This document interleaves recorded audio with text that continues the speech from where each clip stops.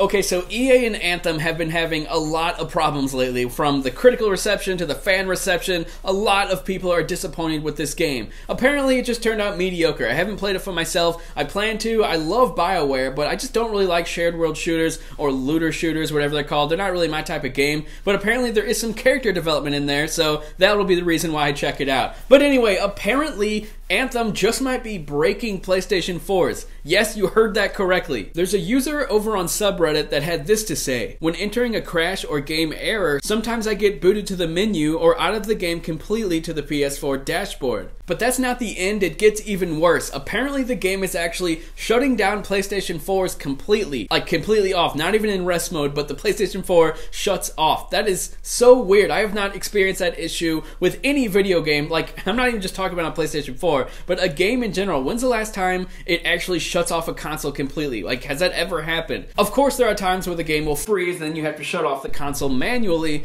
but for the console to completely shut down, I think that is so odd. Like, it doesn't even make sense to me. But then apparently there are some users where it'll shut down their PlayStation 4 and they can't even turn it back on. They have to go in the back and unplug the wire and then plug it back in and then turn it on. What? That does not make any sense at all. And then the cherry on top of all of this is pretty much the worst part of today's video, and that is Anthem is actually breaking PlayStation 4s completely, like completely bricking the console, which is the worst thing that could ever happen, and it actually has me scared to go buy the game now. I was maybe thinking about picking it up, but now that I saw this story, I don't want to risk that because I don't have the money to buy another PlayStation Pro. Now obviously something is probably getting blown out of proportion. This may have happened to like 2 or 3 people, and now it seems like everyone in the world who owns Anthem, their PS4 might be in danger. That's probably not the case. However, if there's a slight chance that that could happen, you might want to step away from Anthem at least until the game gets fixed or patched, or until this news story gets debunked, because that is really scary. Now, one thing that could be connected to this is I saw recently that Sony is completely refunding Anthem, no questions asked, for people who want a refund. And I think,